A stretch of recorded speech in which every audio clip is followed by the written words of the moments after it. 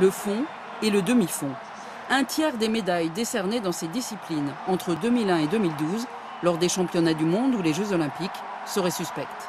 146 médailles sur lesquelles pèsent des soupçons de dopage. La preuve de ce dopage serait là, dans cette clé USB, reçue par un journaliste de la chaîne publique allemande ARD. Une simple liste, 12 359 tests sanguins pratiqués sur plus de 5000 athlètes.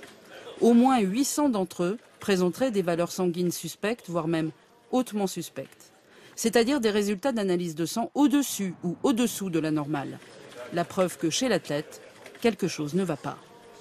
C'est soit une pathologie naissante qui est tout à fait possible ou quelque chose de chronique, une fatigue, soit du dopage.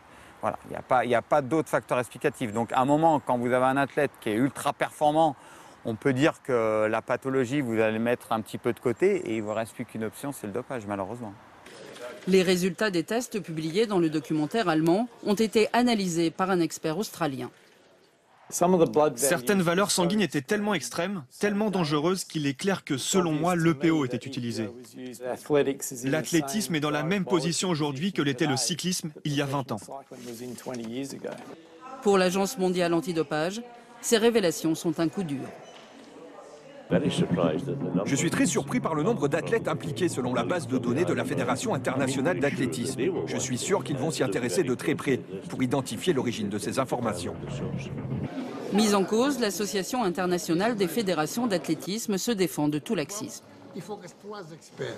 Nous, on préfère étudier sérieusement ce qui se passe parce que dire qu'en athlétisme, entre 2001 et 2012, nous n'avons pas fait sérieusement le travail de contrôle, etc., c'est une rigolade.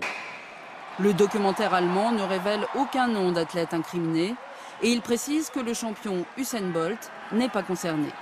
2 pays semblent particulièrement ciblés, le Kenya et la Russie.